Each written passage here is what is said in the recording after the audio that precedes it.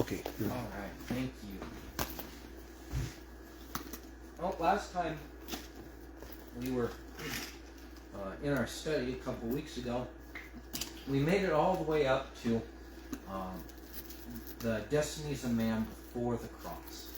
If you recall, we looked, focused primarily on the facts that, for the most part, teaching today really emphasizes this binary decision. You can choose life and Jesus, or you can choose death and damnation and hell.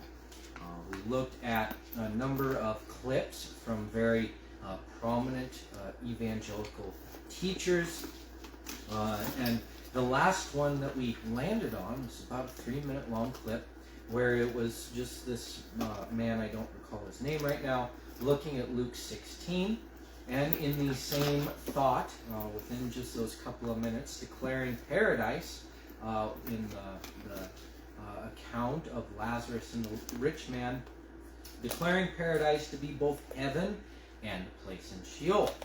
And we talked about how that's maybe not exactly what is being represented there, right? Remember that account that we're given in Luke 16 is a pre-Christ account. It's a pre-resurrection account. And so all the souls went to Sheol regardless of their faithfulness. We understand that sin caused a break and a division between man and God. We understand that God cannot tolerate sin in his presence. And so before Christ, there was no entrance in unto his throne room in eternity. We see a couple of exceptions to this rule in the Old Testament, primarily Enoch, who was taken up at 365 years old, if I remember right. Elijah, who was taken up in a chariot, and Moses. And we talked about how while we aren't given the account of Moses being taken up, right, the Old Testament tells us that the Lord buried his body somewhere. They can figure out kind of the general area, but it's a mystery as to the exact location, because the fear was the temptation of idolizing the remains of Moses. But we can assume that Moses was taken up into heaven, into the presence of God, because on the Mount of Transfiguration, before the resurrection, Christ was seen there with Elijah and Moses on that Mount of Transfiguration. Last time, as far as looking at the Sheol and the assumption of souls into Sheol, we ran out of time before we could look at this account that we've turned to in Numbers 16. Just as there are places in the Old Testament where people were taken living up into heaven, right? Enoch and Elijah. There is also this account that we're given in number 16 of people being consumed into Sheol while they're still alive. And so we read here, we'll kind of jump through the text. I certainly don't want to take up all our time reading the entire account, although, like I did last time, I would encourage you to take time and read through this entire chapter if you haven't done so recently. But we'll just begin here in verse 1. So Numbers 16, beginning in verse 1. It reads, Now Korah, the son of Izhar, the son of Kohath, the son of Levi, and Dathan and Abiram, the sons of Eliab, and On, the son of Peleth, the sons of Reuben, took men. And they rose up before Moses with certain of the children of Israel, 250 princes of the assembly, famous in the congregation, men of renown. And they gathered themselves together against Moses and against Aaron, and said unto them, Ye take too much upon you, seeing all the congregation are holy, even every one of them, and the Lord is among them. Wherefore then lift ye up yourselves above the congregation of the Lord. And when Moses heard it, he fell on his face. And he spoke unto Korah and unto all his company, saying, Even tomorrow the Lord will show who are his, and who is holy, and will cause him to come near unto him. Even him whom he has chosen will he cause to come near him. This do, take you censers to Korah and all his company, and put fire therein, and put incense therein in them before the Lord tomorrow. And it shall be that the man whom the Lord does choose, he shall be holy. You take too much upon you, you sons of Levi. So we see here this division in the people. This man Korah, a Levite, a priest serving under Aaron, serving a function within the tabernacle worship, the worship of God there within the congregation, tried to form this coup against Moses and Aaron with the reasoning that the entire assembly gets to see the presence of God, right? They are led by the presence of God. So why should these men, Moses and Aaron, be put as commanders, as leaders above them? If all of them are being led by God in the wilderness, if all of them have seen the presence of God within the tabernacle, they've seen the pillar of fire, they've seen these things that God has done, why do Moses and Aaron assume this power, this authority over them? And we find, if we read on, that this was something that was very presumptuous of Korah. It was very presumptuous of these other men. It was a sin. And so we find some more dialogue. Verse 15 says, Moses was very wroth, very angry, and said to the Lord, Respect not thou their offering. I have not taken one ass from them, neither have I hurt one of them. And Moses said to Korah, Be thou and all thy company before the Lord, thou and they and Aaron, tomorrow. So there's this presumption that they were taking things that weren't due to them. Not just authority, but taking tribute, taking the place of a king, taking these offerings. We find that in this transgression, if we skip ahead, let's go to verse 28. We know that this was a trespass. Verse 28, it says, And Moses said, Hereby you shall know that the Lord has sent me to do all these works, for I have not done them of my own mind. All right, remember even back in Exodus, as God called Moses, Moses did everything in his power to refuse the Lord in this position. Verse 29, If these men die the common death of all men, or if they be visited after the visitation of all men, then the Lord has not sent me. But if the Lord make a new thing, and the earth open her mouth and swallow them up, and all that appertain unto them, and they go down quick into the pit, then ye shall understand that these men have provoked the Lord.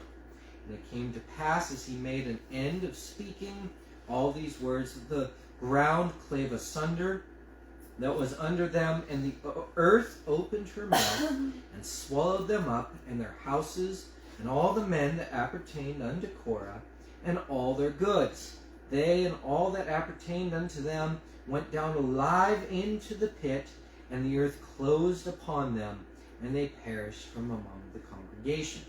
So you find here this miracle of the Lord opening the earth and swallowing these men while they were still alive into the pit, or into Sheol. Now, whether they went to the place of torment or they went to paradise, between them and God, I think that they probably went into torment here because of their rebellion, because of their unbelief, but as I said, between them and God.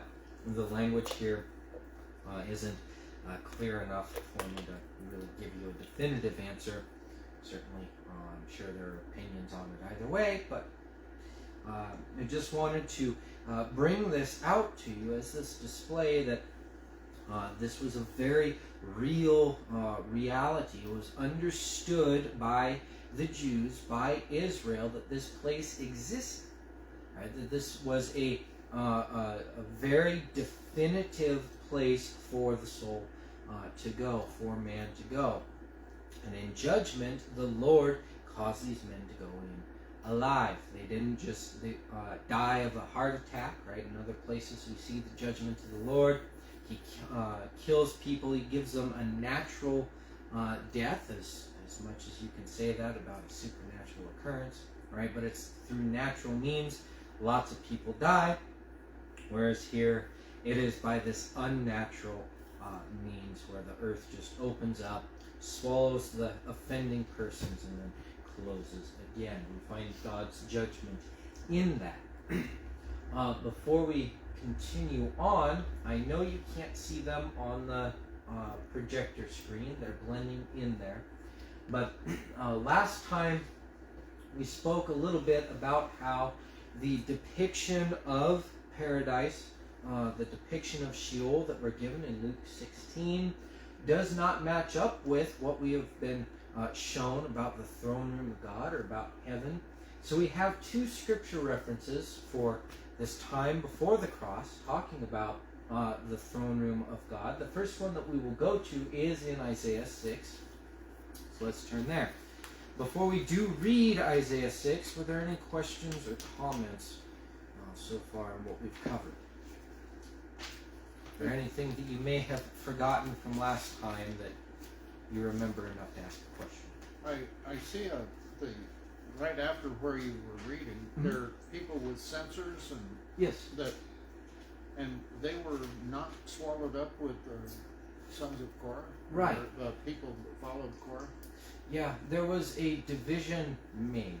So Moses knew that there was going to be this judgment upon them. And he told them, separate yourselves from these men. Right? Okay. Keep yourselves apart, because this is going to happen. Just like we find, I think, with Sodom and Gomorrah is a good example with Lot and his family. Right? There was judgment. It was going to come. There was declaration, but only a couple of people had enough faith to step away. Right? Whereas this is kind of the opposite, where a lot of people had faith, at least enough to separate themselves, to step away, and then God executed that judgment. I didn't know whether that was before or after they were swallowed up or what. Yeah, that was before. Moses just said, separate yourselves. I can't remember where exactly in that text. It's, I think, just a little. It's between what we read and the two sections that we read there. Let's see here. Okay, in 37, I think. Yeah.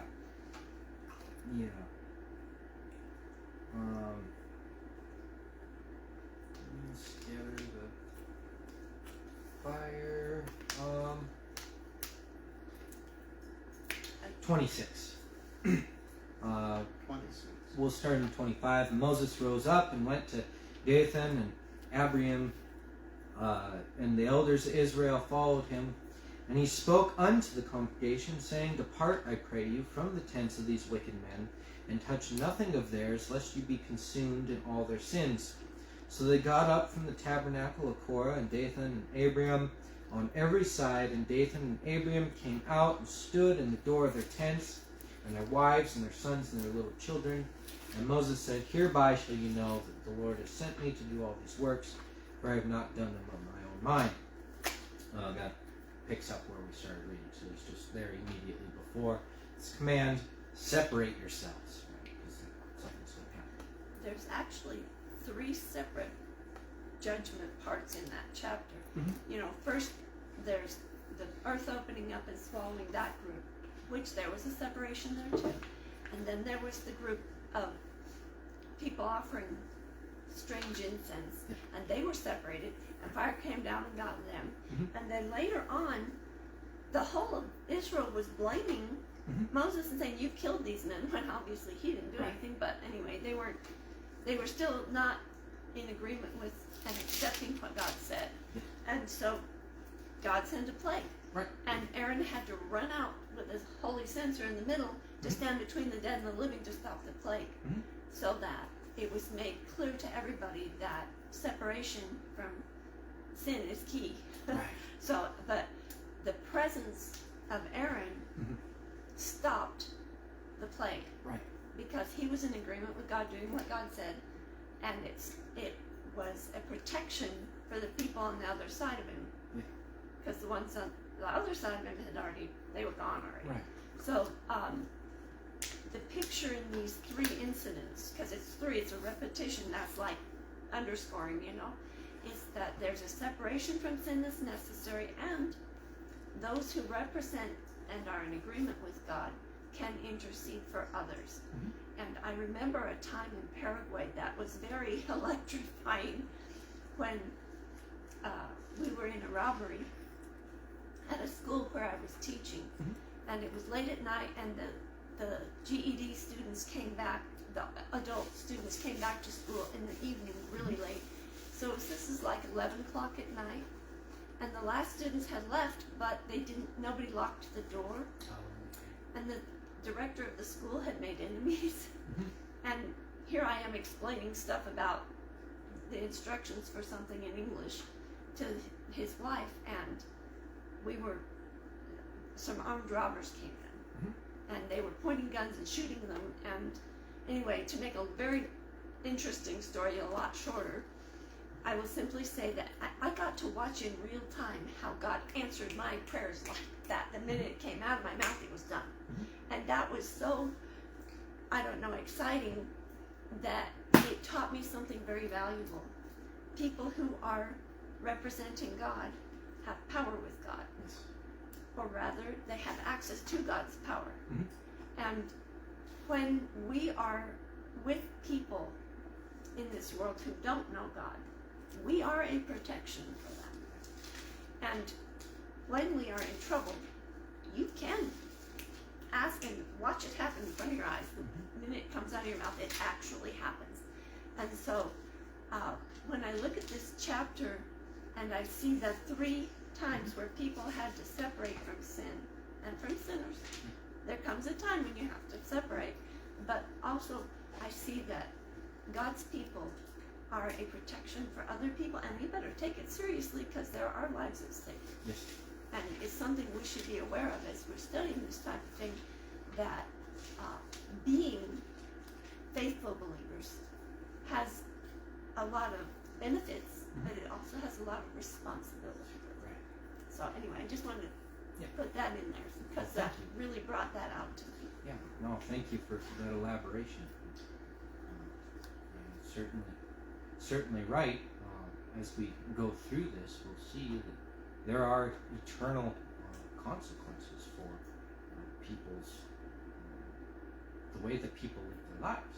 We are in a position to maybe not directly change that, right? We can't pray anybody into heaven as some places teach, but we can pray for the Lord's influence in their lives and for their hearts to change, so that they find themselves living in accordance with God and gaining a better reward.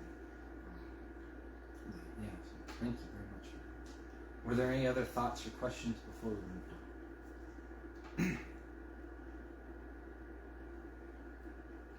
If not, Isaiah 6.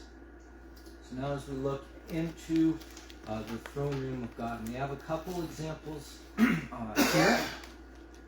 And then we'll have a couple examples in the next 2 slides. There are only 3 slides today as we finish this up. It's Isaiah 6, 1 through 7, and Ezekiel 10, 1 through 5. So, Isaiah 6, we'll begin here.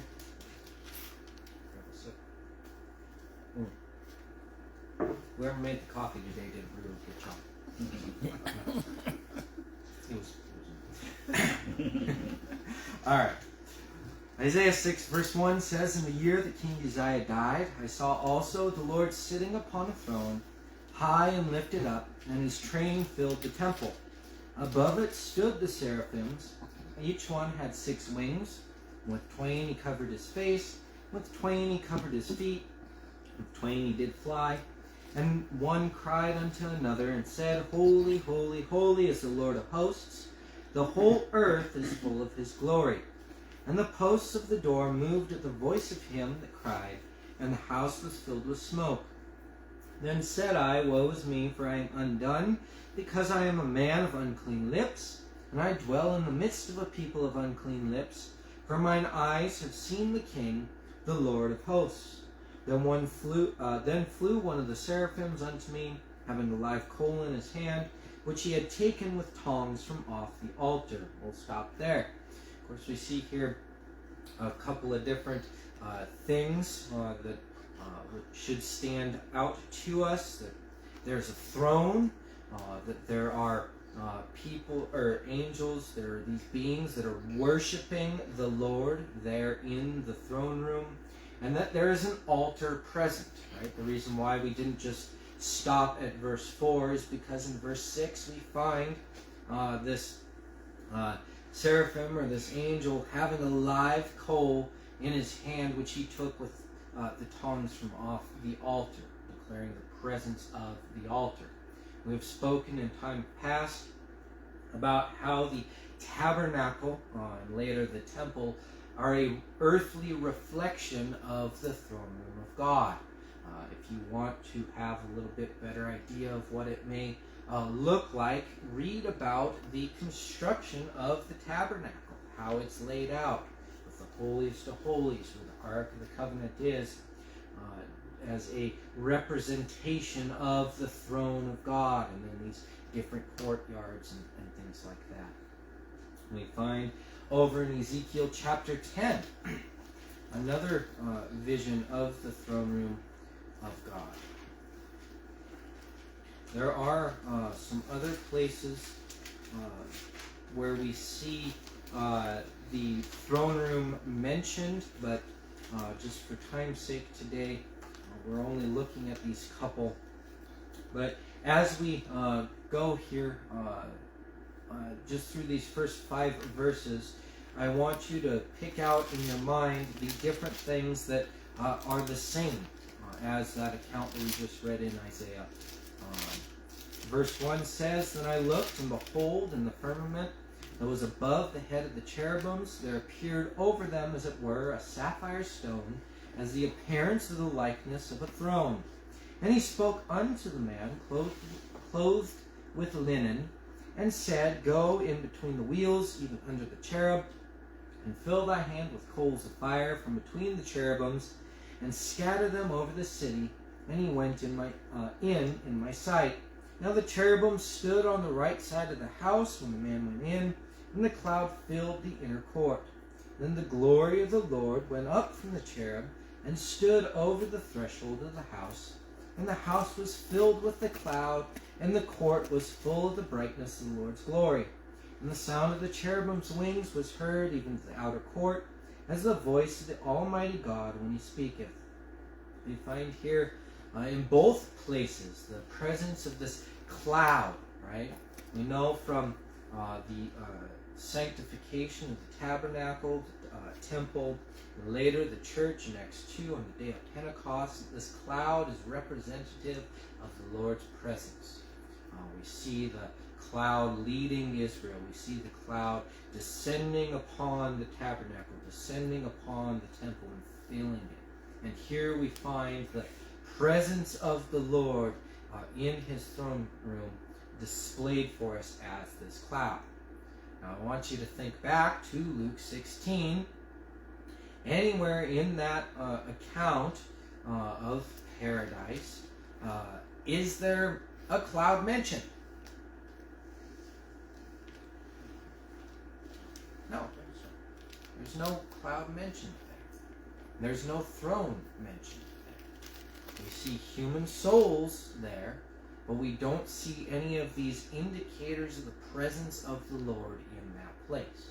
So while it's described to us as paradise, none of the things that we're told, we see a lot of similarities in these accounts, and a couple that we'll look at here shortly. We don't see any of the indicators of the presence of the Lord there in paradise. So I just bring these things up to you, understanding that you yourselves may be aware of this, but there are others who will watch your video later on and maybe not know these things, that there is a very distinct difference between the throne room of God and paradise as it's described for us. But before we move on to during the cross or during Christ's time here on earth, were there any questions or comments? I have a question. Every time I see the wheels mentioned here, what are these wheels? Yes. It's amazing how frequently they appear in these visions. It's another very similar thing that shows up time and time again. What do they represent? They're present with the cherubim in almost every occasion. It's part of them. It's part of the cherubim. It's a living part of the cherubim. I see 3 sets of wings, hands, and wheels, and it leaves me with all kinds of questions. And there's eyes all over in the wheels. Eyes in the wheels. It's really weird. All over. But it's a part of it. It is. And they show up in Revelation even. Yes. It's a thing going throughout the world. But it's one of those things that merits its own study. Yes. Certainly. There's a lot. We're not given a lot of information in the Bible about those things, but there's enough that we can get an idea anyways. And certainly divorced from what they would refer to as the study of angels or study of demons. And this man that goes between the wheels and takes coals in his hands and scatters them. Yeah. Who is the man? Is that Jesus himself? That part I'd have to study it. I just have all kinds of questions when I read this, and I don't see answers for it. As I understand it, it's not Jesus, but it is probably an angel taking the form of a man for the sake of, like, the people like us who are witnessing. We understand then that's a person. That's someone being sent by God, but it's not necessarily even a human being. It's an angel, perhaps, in the form of a man. If you look in the account where Abraham was in his tent door, okay, there's angels in the form of a man. 3 angels. Okay, and one was Jesus, but the others were not. Okay, and this is the same kind of thing all through Revelations. You'll find angels doing what God said, and they take the form of a man, at least at times. I don't know if that's always their form, or if, they change form. I have no idea, but I do know there's such a thing as angels in the form of a man, and that's what you're usually seeing when it's not Jesus, and it's like a man does something in heaven or in the visions. That's what you often see. Now, that's just for what I've learned from studying and stuff and heard other people saying, and it would probably, like you said, definitely require a very in-depth study on its own just for that. But that, as I understand it, that's what you're looking at. Okay? Well, I just am left with questions because it's not definite who this man is. There's nothing that says. And if he's taking, I can see the seraphim taking a coal in his hand and not being burnt. He's an angel of God. He does what God demands. The man could be an angel also. I don't know. But it leaves me with all kinds of questions when I read this type of thing. And I'm going to have to ask the Lord when I get there. I believe that I believe what it says, but I don't understand everything. I don't understand everything I know about this. We're given just enough to know that God has many ways of interacting with mankind on earth. And that's about all we need to know about it, I guess. Let's turn over to 1 Peter chapter 3. As we move to a period of time at the cross or during Christ's time here on earth, we find that there's still just the souls, this division of souls between paradise and torment, but that things are changing. Here in 1 Peter chapter 3, we'll begin just in verse 18. It says, "For as much as you know that you were not redeemed with corruptible things, as silver and gold, from your vain conversation received by tradition from your fathers, but with the precious blood of Christ, as of a lamb without blemish and without spot, who verily was foreordained before the foundation of the world, but was manifest in these last times for you." We'll stop there. We find here, as in other places, this declaration that the blood of Christ, the sacrifice of Christ, was foreordained or was set in place before the foundation of the world. So while we understand that there was a period of time where the souls of mankind were separated from God, it had been God's intention from before the beginning, before the creation, to restore this fellowship between mankind and himself.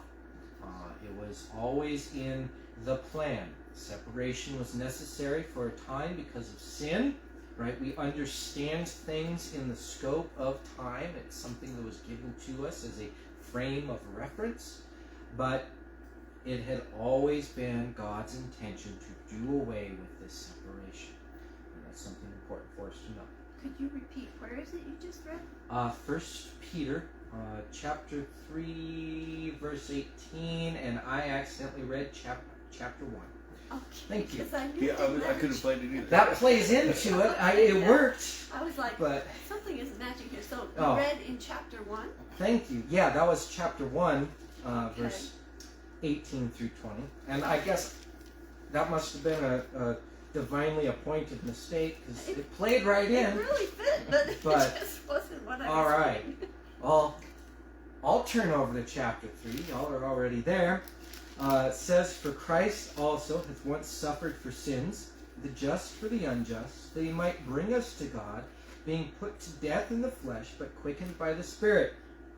By which also he went and preached unto the spirits in prison, which sometime were disobedient, when once the long suffering of God waited in the days of Noah, while the ark was a preparing, wherein few, that is, 8 souls, were saved by water."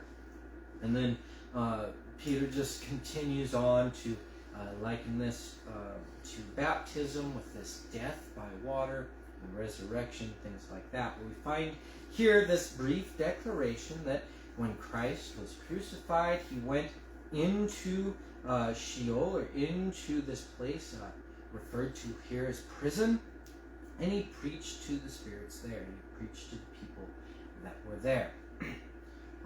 Were there any questions or comments so far? All right, let's move on to Ephesians chapter 4. I'm going to hand out these next 4. So Sierra, would you grab Ephesians 4, verses 8 through 10 for us? And Brother Tony, would you grab Acts chapter 2, verse 22 through 31 for us? It's a little bit longer. Sister Andy, would you grab Matthew 12, verse 40 for us?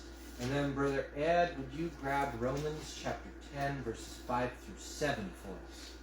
And if you would, just as one finishes reading, go ahead and take up reading your scripture. What was mine again? Acts chapter 2, verses 22 through 31. Whenever you're ready. Therefore he says, when he ascended on high, he led captivity captive and gave gifts to men. Now this he ascended, what does it mean but that he also first descended into the lower parts of the earth? He who descended is also the one who ascended far above all the heavens, that he might fill all things. Thank you. And just really quickly before Brother Tony begins, there are people who will teach that he went into hell, thinking the place of torment. That's one of the reasons why it's so important that we distinguish this place, Sheol, as having these two sides. If you don't understand the difference between the place of torment and paradise, you're going to assume that Christ went to the place of torment. Right? One of the things that we find lost in our English translations, especially in something like the King James, is that when it talks about Sheol, it's most often translated as hell. Now we bring in an understanding of what hell is, right? Preconceived notions and all these things. We just assume that hell is talking about this place of torment. It's not always the case. We have to discern between these two places, and we understand that when Christ descended, he didn't go into the place of torment, but he went into paradise and preached to the souls there, right? And on the cross, the thief on the cross, you will be with me this day in paradise, does not harmonize with this teaching that Christ then went to hell, right? If he went into this place of torment, he's calling paradise torment. Doesn't jive. But Brother Tony, you want to go ahead and grab Acts 2, verse 22 through 31 for us, please? You men of Israel, hear these words. Jesus of Nazareth, a man approved of God among you by miracles and wonders and signs which God did by him in the midst of you, as you yourselves also know. Him being delivered by the determinate counsel and foreknowledge of God, ye have taken, and by wicked hands have crucified and slain, whom God hath raised up, having loosed the pains of death, because it was not possible that he should be holden of it. For David speaketh concerning him, I foresaw the Lord always before my face, for he is on my right hand, that I should not be moved. Therefore did my heart rejoice, and my tongue was glad. Wherever also my flesh shall rest in hope. Because thou wilt not leave my soul in hell, neither wilt thou suffer thine Holy One to see corruption. Thou hast made known to me the ways of life. Thou shalt make me full of joy, and with thy countenance. Men and brethren, let me freely speak unto you the patriarch David, that he is both dead and buried, and his sepulchre is with us unto this day. Therefore, being a prophet, and knowing that God hath sworn with an oath to him, that of the fruit of his loins according to the flesh he would raise up Christ to sit on his throne. He, seeing this before, spake of the resurrection of Christ, that his soul was not left in hell, neither his flesh did see corruption. Thank you. So this is one of those places that I just mentioned, where we find in the Greek Hades, or in the Hebrew Sheol, this place being spoken of, translated as hell, but not talking about the place of torment. David understood that there would be a resurrection of the dead. He understood that there was a place where the dead go. And we understand by other places in the text that this is not talking about that place of torment. Sister Andy, would you go ahead and grab Matthew 12, verse 40 for us? For as Jonas was 3 days and 3 nights in the whale's belly, so shall the Son of Man be 3 days and 3 nights in the heart of the earth. Thank you. And then Brother Ed, Romans chapter 10, verse 5 through 7. Moses describeth the righteousness which is of the law, that the man which doeth those things shall live by them.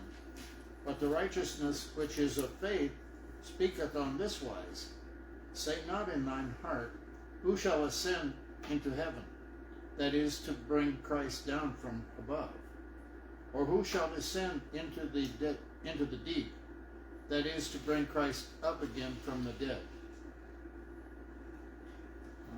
Thank you. Is that? Yes. You want me to read further on that one? No, that'll work.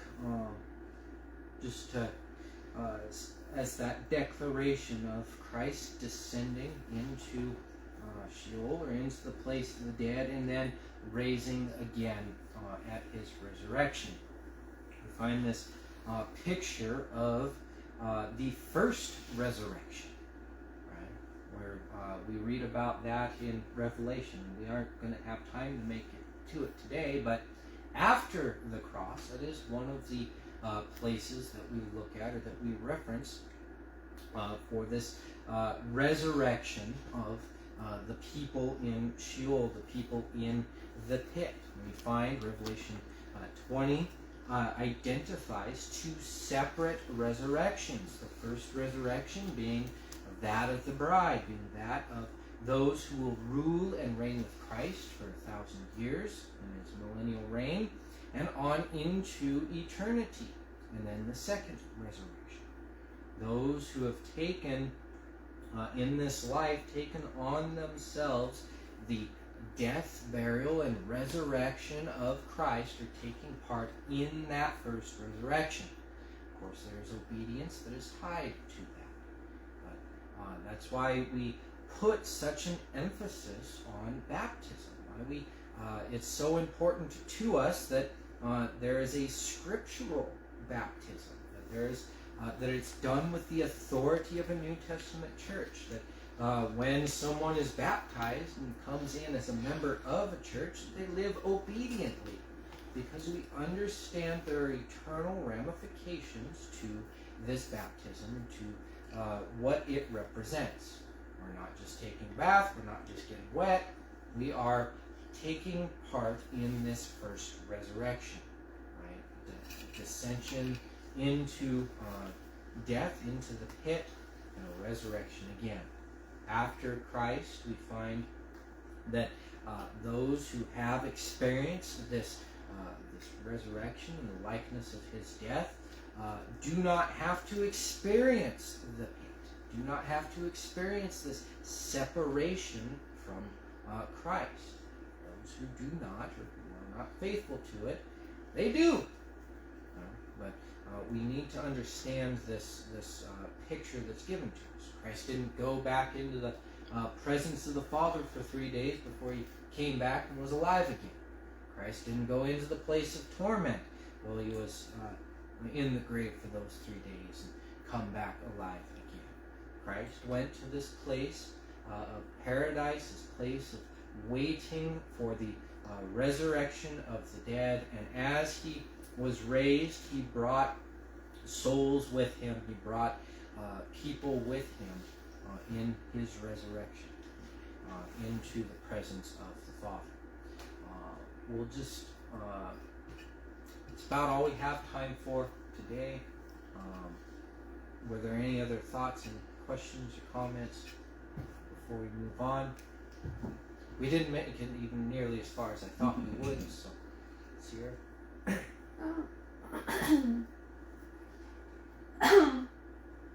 You mentioned the first resurrection and the second resurrection. Yes. The first being the bride.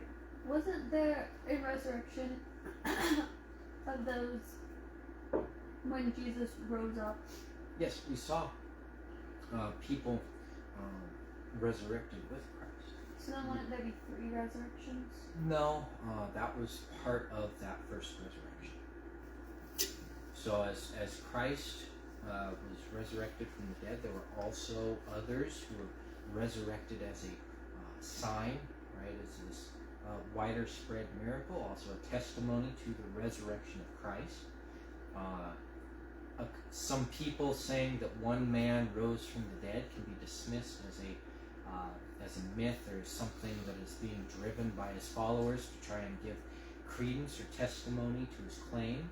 And then you have a whole bunch of other people say, no, my family member was raised from the dead too, right? Christ was raised, my family member was raised. There are all these other people who were resurrected from the dead.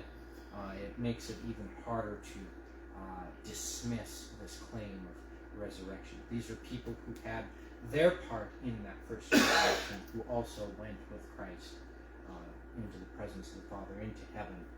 So then if the first resurrection of those in the bride, does that mean that no one after Christ's resurrection can be part of the bride?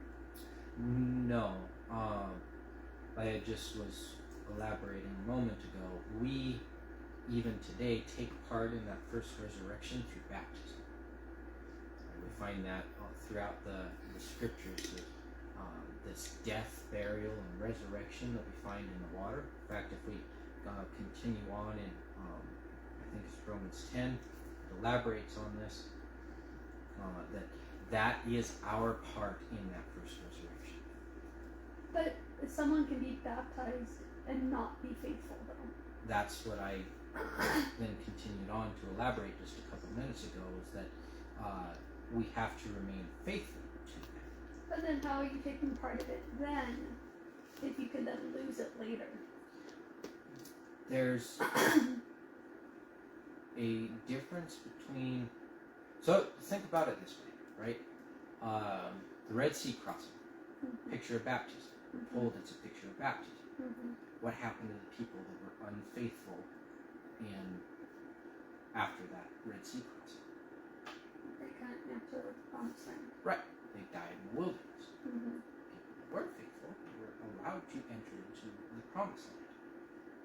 So we find that even after this resurrection event, if you will, the dead in Egypt, this people that are preserved and resurrected from the water, resurrected out of Egypt, if you will, still physically died in the wilderness, were not allowed to enter into the promised land, but they had experienced that baptism in the Red Sea.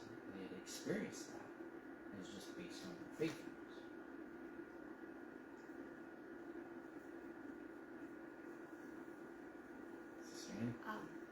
As I have understood it, baptism is a depiction, just like the Red Sea was a depiction. Yeah. Now, they went through the Red Sea and they were not immediately all resurrected into heaven. It was simply a matter of, it was a picture of what happens when we identify with and become part of Christ. So when I'm saved, that means that I'm already part of Christ. However, when I'm baptized, it's demonstrating for everybody to see that I'm identifying myself publicly with Christ. Now, if I was hit by a car on the way to my baptism or something and didn't get baptized, okay, that doesn't mean I'm not going to be resurrected. It means I didn't get to show the world that what I did was what I did. Okay, now, the thief on the cross, this day you'll be with me in paradise, Jesus said, and I believe since Jesus said it, we can count on that. So, he was there with Christ and he never got baptized. So it's not like baptism makes you able to be resurrected. It is simply that baptism demonstrates that we are in Christ and he's in us. We're identified with him, and just as he died and was resurrected, we also, when we die, will be resurrected because his power is in us to resurrect us. So, to help maybe make it a little clearer, it's not like baptism does anything to you or makes it so that you can be resurrected. It's simply that it demonstrates what's going to happen. And it's a necessary move because we are identifying ourselves with him publicly. Whereas we're already part of him before, but we're not identified publicly with him until we make that public commitment. So it's a picture to show everyone, and even to walk through that steps of showing it to ourselves even, to say, hey, I'm now part of Christ, and everybody should know and see, I'm going to be resurrected because Christ is in me and I'm in him.